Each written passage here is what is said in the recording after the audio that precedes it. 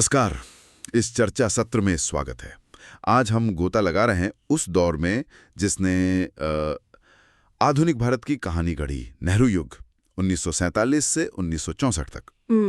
और खास तौर पर देखेंगे आजादी के फौरन बाद जो राष्ट्र निर्माण का बड़ा काम था उसे। हमारे पास जो ये दस्तावेज और नोट्स हैं वो उस उथल पुथल वाले लेकिन बहुत ही क्या कहते हैं निर्णायक समय की एक तस्वीर दिखाते हैं जी। जब भारत ने गुलामी की बेड़ियां तोड़ी और एक स्वतंत्र राष्ट्र के तौर पर अपना सफर शुरू किया। बिल्कुल। तो ये सिर्फ पुराने कागजात नहीं है, बल्कि एक नए देश की उम्मीदें, उसकी चुनौतियां, उसके पहले कदम, ये सब दिखता है इनमें। हाँ बिल्कुल, एक आईना है। तो इस सत्र का हमारा मिशन क्या है? इरादा है जवाहरलाल नेहरू की सोच, उनकी नीतियां, उनके काम, उनका असर समझना, जैसा इन स्रोतों में दिखता है। ये सोर्सेज इशारा करते हैं कि 15 अगस्त 1947 वो तो बस एक शुरुआत थी, राजनीतिक आजादी। सही बात है। असली चुनौती तो थी उस आजादी को करोड़ों लोगों के लिए मायने देना, मतलब एक मजबूत आत्मनिर्भर भविष्य बनाना। हाँ। और शुरू करने के लिए एक दिलचस्प बात है, कई स्रोत नेहरू को आधुनिक भारत का निर्माता कहते हैं। ये एक बड़ा दावा है। तो चलिए इन्हीं दस्तावेजों की मदद से इसे परत दर परत खोलते हैं, देखते हैं ये कितना सही है। बिल्कुल। और देखिए, इस दावे को समझने के लिए ना उस समय के हालातों को ध्यान में रखना बहुत जरूरी है। आप सोचिए जरा, 1947 में भारत को आजादी मिली, ठीक है, लेकिन साथ में क्या मिला? विभाजन का दर्द, भयानक सांप्रदायिक हिंसा, लाखों करोड़ों शरणार्थी और सैकड़ों रियासतें जिन्हें एक करना था। बहुत बड़ी चुनौती। बहुत बड़ी। एक ऐसा देश जो सदियों की गुलामी के बाद सामाजिक और आर्थिक तौर पर बहुत पिछड़ा हुआ था। तो इन दस्तावेजों से ये साफ लगता है कि भारत के पहले प्रधानमंत्री जवाहरलाल नेहरू, उनके कंधों पर कितनी भारी जिम्मेदारी थी। एक बिखरे हुए, एक तरह से कहें तो आहत राष्ट्र को न सिर्फ जोड़ना बल्कि उसे आगे भी ले जाना था, प्रगति के रास्ते पर। वो इकोनॉमी का मॉडल हो या संस्थाएं हो या विदेश नीति की दिशा हो, उसका असर आज के भारत पर साफ दिखता है। तो ये सिर्फ इतिहास नहीं है, ये आज को समझने की चाबी भी है। सही कहा। और वो शुरुआत 15 अगस्त 1947 की आधी रात, नेहरू का वो मशहूर भाषण, नियति से साक्षात्कार या ट्रिस्ट विद डेस्टिनी। हाँ।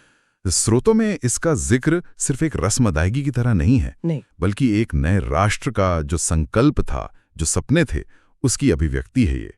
वो पल था जब भारत ने दुनिया को बताया कि हाँ, हम आजाद हैं। हाँ। लेकिन जैसा आपने कहा, और ये दस्तावेज भी बार बार यही कहते हैं, नेहरू मानते थे कि सिर्फ पॉलिटिकल आजादी काफी नहीं है, अधूरी है। हाँ, अधूरी है। असली मंजिल थी आर्थिक स्वतंत्रता पाना।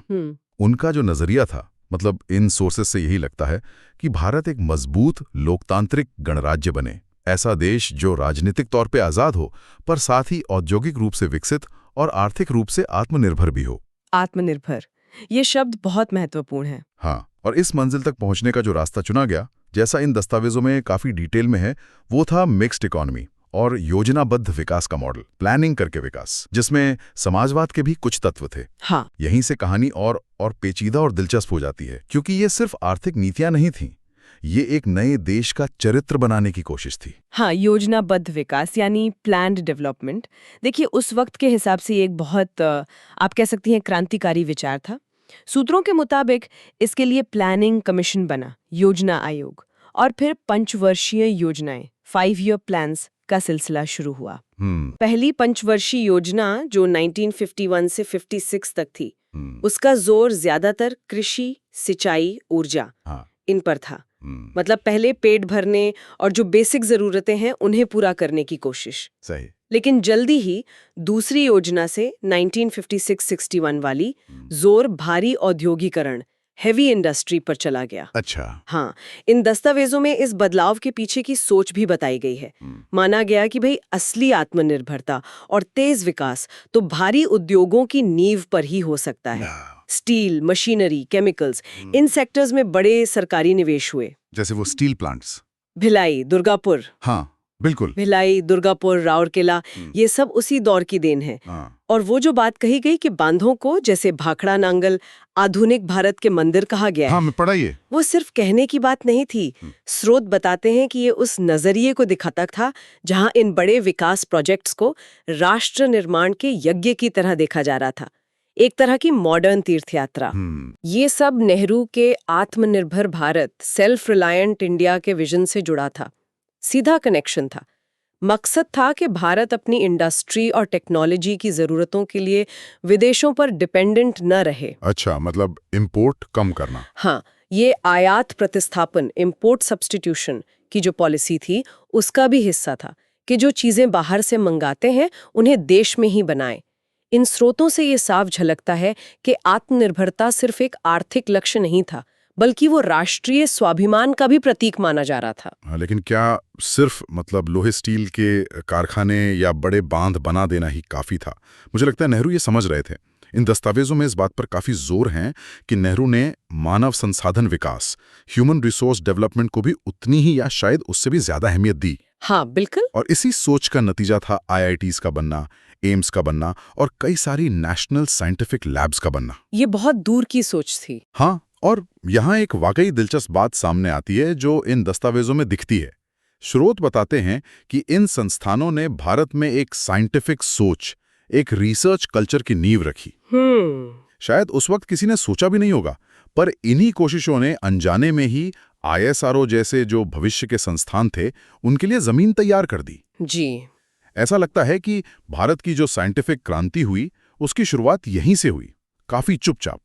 ये सिर्फ बिल्डिंग्स बनाना नहीं था, ये भविष्य के लिए दिमाग तैयार करना था। बिल्कुल सही कहा आपने। इन संस्थानों का महत्व इसे कम करके नहीं आंका जा सकता। जैसा आप कह रहे थे, ये सिर्फ ईंट गारे की इमारतें नहीं थीं। दस्तावेज बताते हैं कि इन्हें सेंटर्स ऑफ एक्सीलेंस के तौर पर बनाया गया था। मकसद था देश के लिए टॉप लेवल के साइंटिस्ट, इंजीनियर, डॉक्टर, मैनेजर तैयार करना। और ये सीधा जुड़ा था आत्मनिर्भरता के लक्ष्य से कि भारत को अपनी टेक्नोलॉजी और एक्सपर्ट्स की जरूरत के लिए हमेशा बाहर ना देखना पड़े। ये एक तरह का ब्रेन पावर बनाने का इन्वेस्टमेंट था। अब यहाँ जो बात ध्यान खींचती है और जिसका जिक्र इन स्रोतों में काफी है, वो ये कि नेहरू का ध्यान सिर्फ देश के अंदर ही नहीं था, वो दुनिया के मंच पर भी भारत के लिए एक आजाद और अहम भूमिका देख रहे थे। अच्छा। और इसी सोच का नतीजा था गुट निरपेक्ष आंदोलन, नॉन अलाइंड मूवमेंट, नाम। हाँ, नैम। जैसा कि दस्तावेज बताते हैं, नेहरू ने यूगोस्लाविया के मार्शल टीटो और मिस्र के गमाल अब्देल नासिर जैसे नेताओं के साथ मिलकर इसकी नींव रखी। वो कोल्ड वॉर का दौर था। दुनिया दो खेमों में बटी थी, अमेरिका और सोवियत संघ। नैम का जो मूल विचार था, जैसा इन नोटों में साफ है, कि भारत जैसे नए आजाद देश इन दोनों मिलिट्री गुटों से अलग रहेंगे, अपनी स्वतंत्र विदेश नीति अपनाएंगे। किसी के पाले में नहीं जाना। हाँ, बिल्कुल। ये सिर्फ मिलिट्री गठबंधनों से दूरी नहीं थी, बल्कि एक तीसरी आवाज बनने की कोशिश थी, जो उपनिवेशवाद, साम्राज्यवाद, नस्लवाद, इन सब के खिलाफ थी। कुछ स्रोत तो इसे भारत की जो पुरानी मध्यम मार्ग की सोच है, उसका मॉडर्न रूप भी बताते हैं। अच्छा, तो एक तरफ ये बड़े बड़े संस्थान बन रहे थे, पंचवर्षीय योजनाएं चल रही थी और दुनिया में भारत अपनी एक अलग पहचान बना रहा था।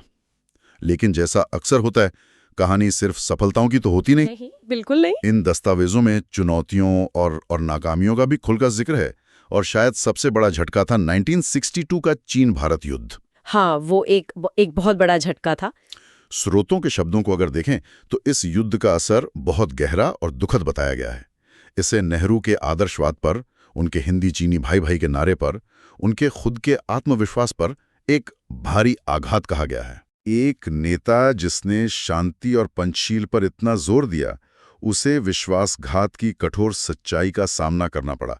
दस्तावेज इसे सिर्फ एक मिलिट्री हार नहीं मानते, इसे एक राष्ट्रीय सदमा, एक नेशनल ट्रॉमा मानते हैं जी, जिसने देश के मन पर, उसकी नीतियों पर और खासकर नेहरू पर बहुत गहरे निशान छोड़े। उस युद्ध के असर का विश्लेषण करना बहुत जरूरी है। जैसा स्रोत बताते हैं, इसने नेहरू की विदेश नीति और उनके जो शांति और अंतर्राष्ट्रीय सहयोग के आदर्श थे, उनको एक बहुत कठिन परीक्षा में डाल दिया। ये दिखाता है कि इंटरनेशनल रिलेशंस कितने जटिल और अनप्रेडिक्टेबल हो सकते हैं। आदर्शवाद और नैतिक मूल्यों की अपनी जगह है, बिल्कुल है, लेकिन राष्ट्रीय सुरक्षा और जो जमीनी हकीकतें हैं, उन्हें आप नजरअंदाज नहीं कर सकते। सही बात। इस घटना ने भारत के पॉलिसी मेकर्स के सामने एक बड़ा और मुश्किल सवाल खड़ा कर दिया, जिसका जिक्र इन दस्तावेजों में भी है कि किसी भी देश की विदेश नीति में आइडियलिज्म और रियलिज्म, आदर्शवाद और यथार्थवाद के बीच सही बैलेंस कैसे बनाया जाए। ये संतुलन साधना बहुत मुश्किल है। बहुत मुश्किल। 1962 के युद्ध ने भारत को अपनी रक्षा तैयारियों और विदेश नीति के कुछ पहलुओं पर दोबारा सोचने पर मजबूर किया। ये एक तरह का वेकअप कॉल था। और फिर इस उथल-पुथल भरे दौर के बाद 1964 में प्रधानमंत्री नेहरू का निधन हो गया। स्रोत इस घटना को सिर्फ एक प्रधानमंत्री के निधन के तौर पर नहीं देखते, वो इसे एक युग का अंत मानते हैं। हाँ, एक युग का अंत। उनके शब्दों में भारत ने उस दिन सिर्फ अपना पहला प्रधानमंत्री नहीं खोया, बल्कि उस शख्सियत को खो दिया जिसने आज़ादी के बाद भारत के लोकतंत्र को आवाज़ दी, उसे एक दिशा दी, एक पहचान दी और शायद सबसे बढ़कर उसे जड़े ज़माने में मदद की। बिल्कुल। उनकी विरासत का सार निकालते हुए ये दस्तावेज कहते हैं कि नेहरू की विरासत सिर्फ उनकी नीतियों या भाषणों में नहीं है, बल्कि उनके बनाए संस्थानों में है। IITs, AIIMS, labs, public sector industries, और उन सपनों में जिंदा है जो उन्होंने एक आधुनिक, आत्मनिर्भर और लोकतांत्रिक भारत के लिए देखे थे। उनका प्रयास, जैसा इन स्रोतों से पता चलता है, एक पिछड़े, उपनिवेशित देश को एक आत्मविश्वासी, प्रगतिशील राष्ट्र में बदलने का था। हाँ। तो अगर हम पूछें कि इस सब का मतलब क्या है, तो शायद इन स्रोतों के आधार पर यह कहना गलत नहीं होगा कि इस युग को वाकई भारत निर्माण का युग कहा जा सकता है, अपनी तमाम सफलताओं और असफलताओं के साथ। बिल्कुल।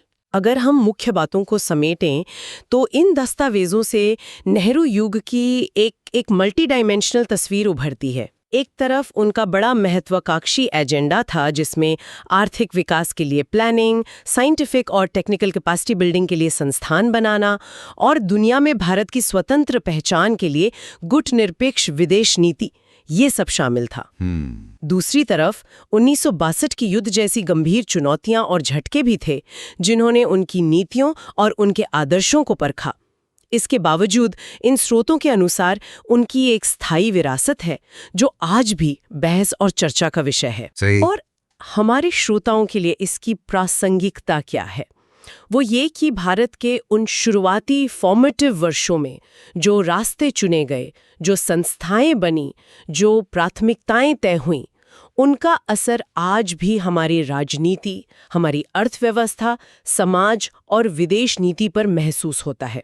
उन नींव के पत्थरों को, उन शुरुआती चुनौतियों और उन पर दी गई प्रतिक्रियाओं को समझना आज के भारत और उसकी जो जटिलताएं हैं, उनको समझने के लिए बहुत ज़रूरी है।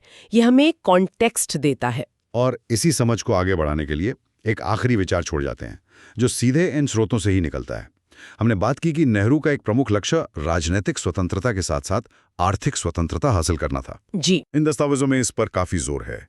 तो एक सोचने लायक बिंदु ये हो सकता है, नेहरू युग में जो नींव डाली गई संस्थानों की, आर्थिक मॉडल की, लोकतांत्रिक परंपराओं की, उसे देखते हुए इन दो महत्वपूर्ण लक्ष्यों यानी राजनीतिक स्वतंत्रता और आर्थिक स्वतंत्रता, इनके बीच का संतुलन भारत में तब से लेकर आज तक कैसे बदला है? ये बहुत दिलचस्प सवाल है।